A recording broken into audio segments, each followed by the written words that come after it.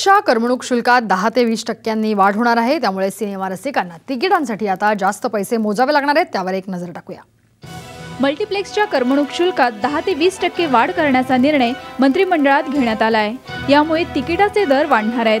250 ते 350 रुपयांच्या तिकिटाच्या दरावर आधीचा कर होता 45% आणि आत्ताचा कर आहे 49.5%।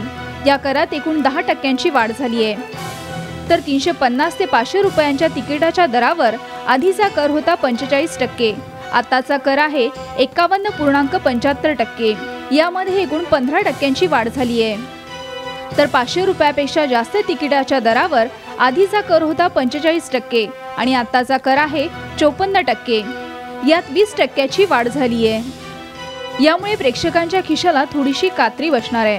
तर ग्रामीण भागातल्या सिंगल स्क्रीन थिएटरच्या करमणूक शुल्क माफीची मर्यादा 5 वर्षापासून 7 वर्षापर्यंत वाढवण्यात आल्यानं तिथल्या प्रेक्षकांना काहीसा दिलासा मिळेल।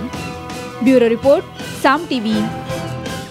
तर मल्टीप्लेक्सच्या तिकिटांची भाववाढ झाल्यानं सर्वसामान्यांच्या खिशाला कात्री लागणार आहे। पाहूयात त्यांच्याच काही प्रतिक्रिया। विचार करायला लागते की कुठला पिक्चर आहे, कुठला कुठे कमी किती तिकीट घेते, कुठल्या थिएटरमध्ये ते मग विचारायला लागतं ना। आता मग अगदी आवडलेला पिक्चर असेल तर मग जाऊ शकतो, नाही तर विचार करायला लागतं तरी आम्हाला। थिएटरमध्ये बघण्यापेक्षा आपण मूवी घरी बघितलेला बरा। मी डाउनलोड करून मूवी प्रिफर करेन।